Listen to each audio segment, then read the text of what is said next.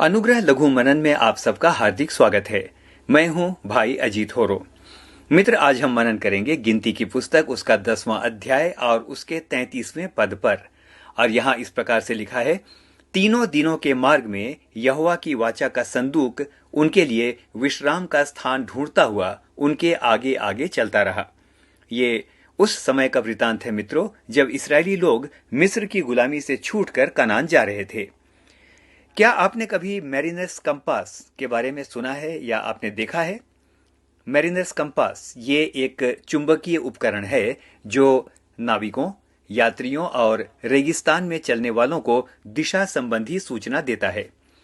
इसे दिशा सूचक यंत्र भी कहते हैं। ये बहुत ही उपयोगी यंत्र है। यदि ये ना हो तो ना जाने कितने लोग भटक जाएं और दुर्घटनाओं का शिकार हो जाएं।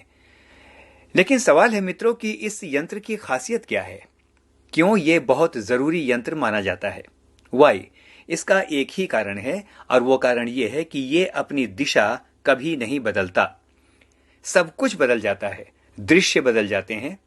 समुद्र के बाद रेगिस्तान आ सकता है, रेगिस्तान के बाद जंगल आ सकते हैं, जंगल के बाद बर्फीले मैदान आ सकते हैं, लेकिन इस यंत्र की खासियत यह है कि ये दृश्य के साथ या स्थान बदलने के साथ दिशा नहीं बदलता। ये हमेशा उत्तर और दक्षिण दिशा ही दिखाता रहेगा। और यही वजह है कि मरुभूमि में या समुद्र में यह उपकरण बहुत ज्यादा उपयोगी पाया गया है। तो मैं ये बता रहा था कि यह यंत्र कभी नहीं बदलता और इसीलिए भी इस पर हमेशा भरोसा किया जा सकता है। मित्र, आज आपसे कहना चाहता हूं कि परमेश्वर का वचन भी ऐसा ही है। दृश्य बदल जाता है, लोगों के चेहरे बदल जाते हैं, स्थान बदल जाता है, सब कुछ बदल सकता है, लेकिन परमेश्वर का वचन कभी अपनी दिशा नहीं बदलता। आइए आज के आधार पद को एक बार फिर से पढ़ता हूं। गिनती 10 उसका 33 और वहां ऐसा लिखा है, मार्ग में यहोवा की वाचा का संदूक उनके लिए विश्राम का स्थान ढूंढता हुआ उनके आगे आगे चलता रहा। मित्र, यह पद मुझे बहुत आकर्षित करता है। ऐसा नहीं है कि परमेश्वर सिर्फ बादल और आग के खंबे के रूप में इसराइलियों की अगुवाई करता था। हमने बार बार पढ़ा है कि दिन में बादल की छाया बन के चलता था, रात को अग्नि की ज्वाला बनकर उसने अपनी प्रजा की अगुवाई की। लेकिन यहाँ हम एक और मार्गदर्शक के विषय में पढ़ते हैं जो उनके आगे आगे चलता था, और वो था वाचा का संदूक। वचन बताता है मेरे मित्रों कि उनकी यात्रा के दौरान वाचा का संदूक उनके आगे आगे चलता था ताकि उनके लिए विश्राम का स्थान ढूंढ सके। Why it was so. मित्र, वे अनजाने सफर में थे। उन्हें यह नहीं पता था कि सफर में आगे क्या होगा, कहां पानी मिलेगा, छाया कहां मिलेगी, किस जगह पर तंबू खड़ा करना है, और जहां पर तंबू खड़ा करना है वो जगह सुरक्षित है कि नहीं, उन्हें नहीं पता था। और इसीलिए उन्हें इसके लिए वाचा के संदूक की अगुवाई की जरूरत थी। मित्र, आप कहेंगे कि इस्राएलियों के लिए तो भाई अग्नि, बादल और वाचा के संदूक ने अगुवाई की, हमारे साथ क्या होगा? मित्र, हमें यह जानना चाहिए कि हमारे जीवन के सफर में क्या हमारे लिए कोई अग्नि, कोई बादल और कोई वाचा का संदूक है जो हमारी अगुवाई कर सके? कुछ लोग कहते हैं ये तो पुराने नियम का काल था तब, और वो बहुत ही भाग्यशाली लोग थे कि परमेश्वर ने उनकी अगुवाई अग्नि और बादल और वाचा के संदूक के साथ की। हमारा क्या होगा? आइए देखते हैं मित्र कि हमारा क्या होगा। मित्र, बादल हमेशा परमेश्वर की उपस्थिति और महिमा को दिखाता है। वचन बताता है कि जब परमेश्वर सीनाई पर्वत पर उतरा तो वह जगह बादलों से भर गई, यानी परमेश्वर की उपस्थिति बादलों के द्वारा दिखाई गई है। यदि हम परमेश्वर के वचन को देखें तो आज मैं कहना चाहूंगा कि यदि हम अपने जीवन में परमेश्वर को सबसे पहला स्थान देते हैं तो वह महिमा का बादल हम पर भी ठहरा रहेगा और हमारी अगुवाई करेगा।